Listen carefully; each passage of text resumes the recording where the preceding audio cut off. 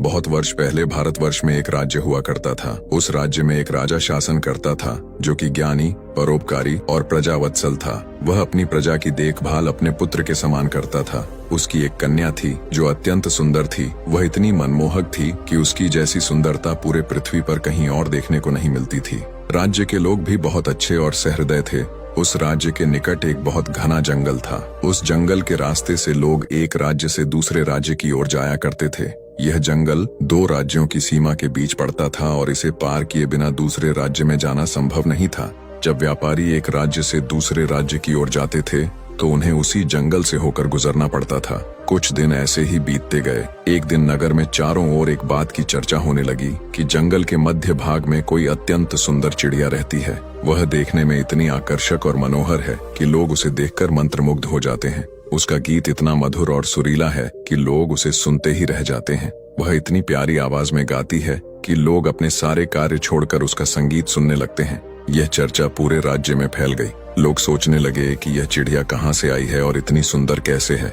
उसका सौंदर्य और गायन इतना अद्वितीय है कि लोग उसके गीतों के दीवाने हो जाते हैं।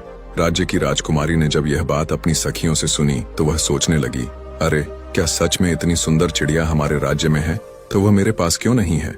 यह सोचकर वह अपने पिताजी के पास गई और बोली, पिताजी मुझे आपसे कुछ कहना है। राजा ने कहा, बोलो पुत्री, मैं तो तुम्हारे लिए कुछ भी कर सकता हूँ। राजकुमारी बोली, पिताजी पहले आप मुझे यह वचन दीजिए कि मैं जो भी मांगूंगी आप वह मुझे अवश्य देंगे।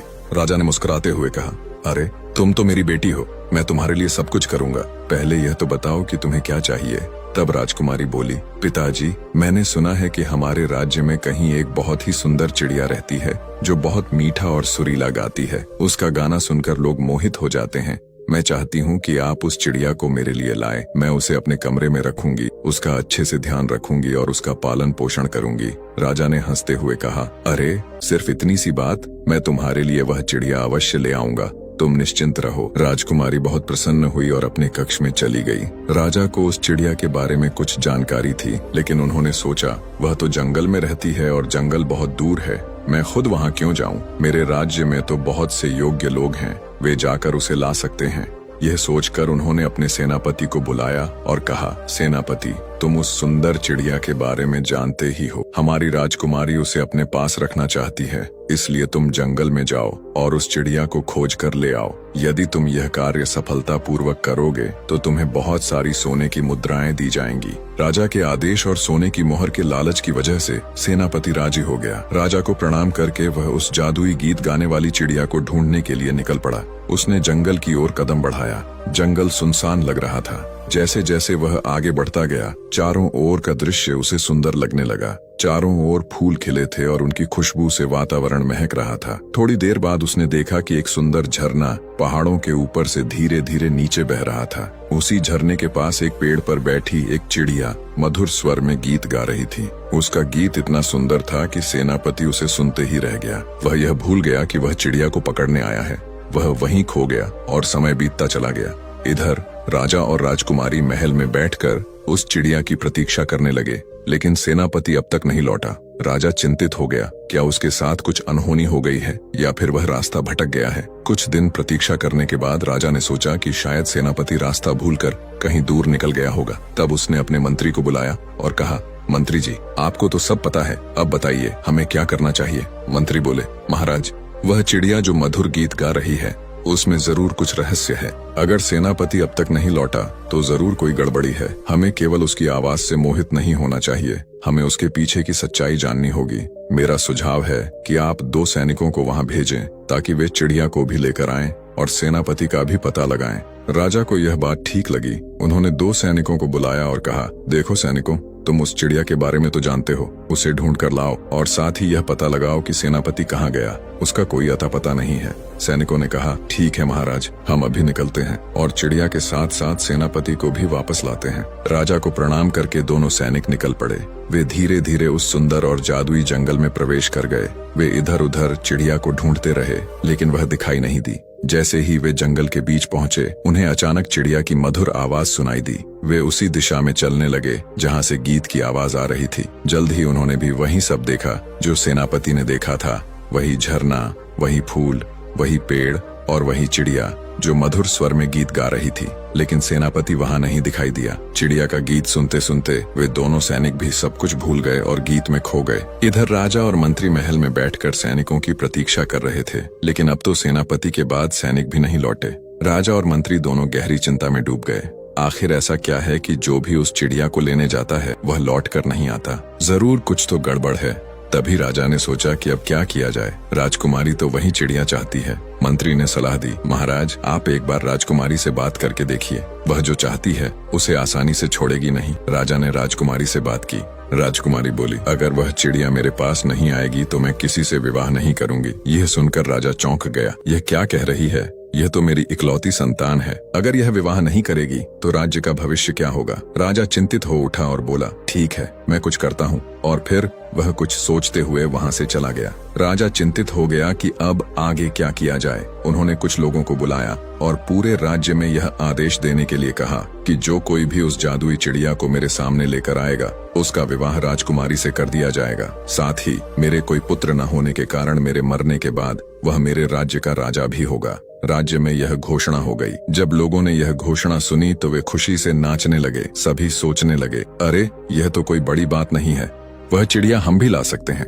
हमारे बीच कोई तो होगा जो राजकुमारी से विवाह करेगा और वह हम ही होंगे। इस तरह सभी लोग एक एक करके राजा के पास गए और राजा ने उन सबको जादुई चिड़िया लाने के लिए भेज दिया। सबसे पहले एक सुंदर युवक आया और वह चिड़िया को लाने के लिए निकल पड़ा। चलते चलते वह जंगल में घुस गया। वहाँ उसने उस चिड़िया का मधुर संगीत सुना और उसमें खो गया। फिर किसी को नहीं पता कि उसके साथ क्या हुआ। वह वापस नहीं लौट पाया। फिर दूसरा व्यक्ति गया, फिर तीसरा, फिर चौथा। ऐसे करते करते राज्य के आधे लोग जादुई चिड़िया को लाने निकल पड़े, क्योंकि राजकुमारी और राज्य दोनों एक साथ मिल रहे थे। लेकिन बात यह थी कि कोई भी उस चिड़िया को ला नहीं पाया। राज्य में 3 मित्र रहते थे। वे आपस में बातें कर रहे थे, हमें भी एक बार अपने भाग्य की परीक्षा करनी चाहिए। क्या पता हम तीनों में से कोई उस चिड़िया को लेकर आ गया तो राजकुमारी हमारी हो जाएगी और हम इस राज्य के राजा बन जाएंगे। यह सोचकर तीनों राजी हो गए। तीनों में से एक मित्र जादुई चिड़िया को लाने निकल पड़ा, लेकिन जैसा बाकी लोगों के साथ हुआ था वैसा ही उसके साथ भी हुआ। वह भी उधर ही रह गया और वापस नहीं आया। फिर दूसरा मित्र गया, लेकिन वह भी अपने मित्र के साथ वहीं रह गया। अब केवल तीसरा और अंतिम मित्र बचा था। वह बहुत ही सुंदर और तेजस्वी युवक था। उसने कहा, क्या मेरे दोनों मित्र वहीं रह गए? ऐसा कैसे हो सकता है? उसने राजा से जादुई चिड़िया को लाने की अनुमति मांगी और निकल पड़ा। वह धीरे धीरे जंगल की ओर बढ़ा। शुरुआत में जंगल साधारण लग रहा था, लेकिन जैसे जैसे वह अंदर गया वह डरावना होता गया। जब वह जंगल के बीच वाले हिस्से में पहुंचा तो उसे एक सुंदर सी जगह दिखाई दी। एक झरना पहाड़ों से नीचे बह रहा था। पानी बेहद साफ था। वहाँ मछलियां तैर रही थीं। चारों ओर फूल खिले थे, खुशबू फैली थी। एक सुंदर पेड़ पर वह जादुई चिड़िया बैठी थी जो अपनी मधुर आवाज में गीत गा रही थी। उसके गीत को सुनकर युवक मंत्रमुग्ध हो गया। इतना सुंदर गीत उसने पहले कभी नहीं सुना था। जैसे ही चिड़िया का गीत समाप्त हुआ, युवक ने एक सुंदर सा गीत गाया। उसकी आवाज इतनी मधुर थी कि चिड़िया भी उसकी ओर आकर्षित हो गई। वह उड़कर युवक के पास आई और उसके सामने बैठकर उसका गीत सुनने लगी। दोनों बहुत सुंदर गीत गा रहे थे, जैसे कि वे पुराने मित्र हों और बहुत समय बाद मिले हों। गीत समाप्त हुआ तो वे दोनों बातचीत करने लगे। चिड़िया ने कहा, अरे तुम तो बहुत सुंदर गीत गा रहे हो। तुम्हारे जैसा सुंदर गीत मैंने आज तक नहीं सुना। यहाँ बहुत सारे लोग आए थे, लेकिन किसी ने भी इतना सुंदर गाना नहीं गाया। ये सुनकर युवक ने कहा, सच में तुम्हें मेरा गीत पसंद आया? मुझे तो याद भी नहीं था कि मैं स्वयं इतना सुंदर गीत गा सकता हूँ। सच में तुम्हारे कारण ही मैं अपनी अंदर की प्रतिभा को जान पाया हूँ। युवक ने चारों ओर ध्यान से देखा। वहाँ बहुत सारे लोग पत्थर बन चुके थे। उन लोगों में उसके 2 दोस्त भी थे। यह देखकर वह आश्चर्यचकित हो गया। युवक ने चिड़िया से पूछा, यह सब लोग पत्थर कैसे बन गए हैं? चिड़िया ने कहा, यह सब मुझे बलपूर्वक ले जाने के लिए आए थे। मैं उसे पत्थर बना देती थी। कोई मुझसे प्यार से बात तक नहीं करता था, इसलिए मैंने सबको पत्थर बना दिया। तभी युवक ने कहा, अब तो हम दोनों मित्र बन गए हैं। क्या तुम इन सबको पत्थर से मुक्त कर सकती हो? अगर तुम यह कर दो तो यह मेरे लिए बहुत ही अच्छा होगा। यह सुनकर चिड़िया ने कहा, क्यों नहीं मित्र, मैं अभी सबको मुक्त कर देती हूँ। यह कहकर उसने उन मूर्तियों को चारों ओर से 3 बार चक्कर लगाकर देखा और सभी लोग पत्थरों से मुक्त होकर फिर से इंसान बन गए। सब लोगों को यह जानकर आश्चर्य हुआ कि इस युवक की वजह से ही वे फिर से इंसान बन पाए। सभी ने युवक को धन्यवाद दिया और वहाँ से चले गए। अब वहाँ सिर्फ वह युवक, चिड़िया और उसके 2 मित्र रह गए। चिड़िया ने पूछा, मित्र तुम सब यहाँ क्या करने आए थे? तभी युवक ने कहा, मित्र, हम राजकुमारी के आदेश पर तुम्हें पकड़कर राजमहल ले जाने आए थे। अगर हम तुम्हें लेकर राजकुमारी को सौंप देते तो राजा हमारी शादी राजकुमारी से करवा देता। ये सुनकर चिड़िया ने कहा, तो ठीक है, मुझे तुम ले चलो, मैं तुम्हारे लिए यह करने को तैयार हूँ। फिर वह जादुई चिड़िया युवक के कंधे पर बैठ गई। तीनों राजमहल की ओर चल पड़े। रास्ते में युवक को बहुत भूख लगी। उसने अपने दोनों मित्रों से कहा, मित्रों, मैं यहाँ बैठता हूँ, तुम हमारे लिए कुछ खाने को ले आओ। दोनों मित्र फल लाने के लिए वहाँ से चल पड़े। तभी जादुई चिड़िया ने कहा, मित्र, हर इंसान के भीतर कोई न कोई लालच अवश्य होता है। क्या पता तुम्हारे दोनों मित्र राज्य के लालच में आकर तुम्हारे साथ कुछ गलत कर दें। फिर उसने एक जादुई अंगूठी निकाली और युवक को देते हुए कहा, ये है जादुई अंगूठी, इसे अपने पास रखना, किसी को देना मत। जब तुम्हें जरूरत होगी यह अंगूठी तुम्हारी बहुत मदद करेगी। यह कहकर चिड़िया ने अंगूठी युवक को दे दी और युवक ने उसे अपने हाथ में पहन लिया। इसके बाद तीनों मित्र चिड़िया को लेकर राजमहल की ओर रवाना हो गए। रास्ते में एक मंदिर पड़ा। वह बहुत पुराना था और वहाँ कोई नहीं रहता था। दोनों मित्रों में से एक ने कहा, अभी बहुत समय हो गया है, क्यों न हम आज रात यहीं विश्राम कर लें और सुबह यहाँ से चलें। सभी ने यह सोचकर मंदिर में रुकने का निर्णय लिया। जब रात हुई तो युवक के दोनों मित्र आपस में बातें करने लगे। अरे, अगर यह चिड़िया लेकर राजा के पास गया तो वही असली वारिस बन जाएगा। वह राजकुमारी से विवाह कर लेगा और हमें भूल जाएगा। क्यों न हम इसे मार दें और चिड़िया को लेकर राजा के पास चलें। दोनों ने यही विचार किया और रात गहराते ही युवक को एक सूखे कुएं में फेंक दिया। फिर चिड़िया को एक पिंजरे में बंद करके वे राजमहल की ओर निकल पड़े। जब युवक ने सुबह अपनी आंखें खोलीं तो वह आश्चर्यचकित रह गया। उसने देखा कि वह एक कुएं के भीतर है, लेकिन उसमें पानी नहीं था, इसलिए वह ऊपर ही बैठा हुआ था।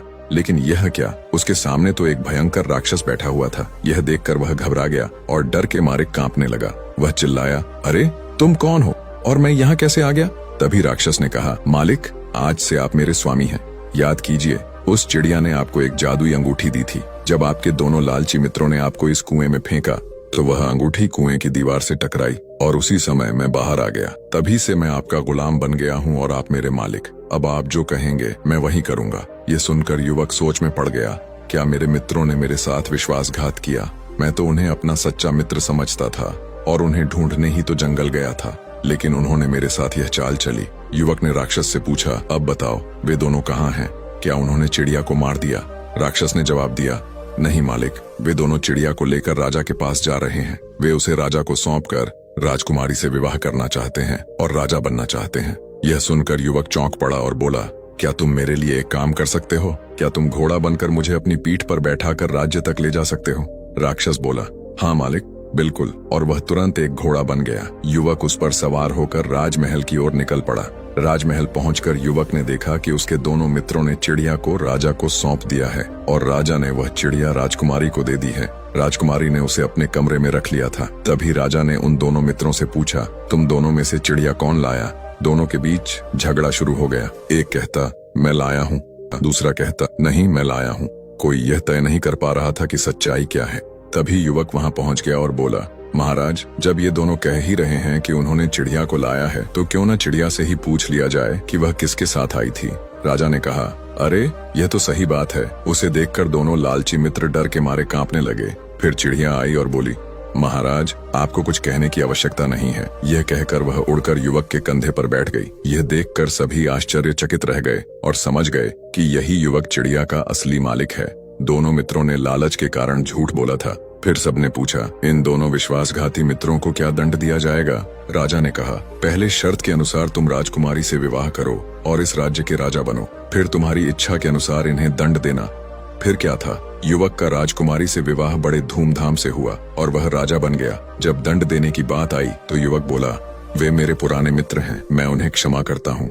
फिर दोनों मित्र शर्मिंदा होकर राज्य छोड़कर किसी दूर देश की ओर चले गए। युवक अब राजकुमारी और जादुई चिड़िया के साथ खुशी खुशी रहने लगा। दोस्तों, आपको ये कहानी कैसे लगी कमेंट करके जरूर बताइए। वीडियो अच्छी लगी है तो लाइक और शेयर करें। ऐसे नई नई कहानी के लिए चैनल को सब्सक्राइब जरूर करें। आपको किसी तरह कहानी पसंद है हमें जरूर बताइए ताकि हम उसी तरह की वीडियो लेकर आएंगे। यदि आप हमारे पिछले कहानियां अब तक नहीं देखा है तो उसे भी एक बार जरूर देखें। आपका ध्यान रखें, क्योंकि जल्द मिलेंगे एक नई कहानी के साथ। तब तक के लिए जय सीताराम।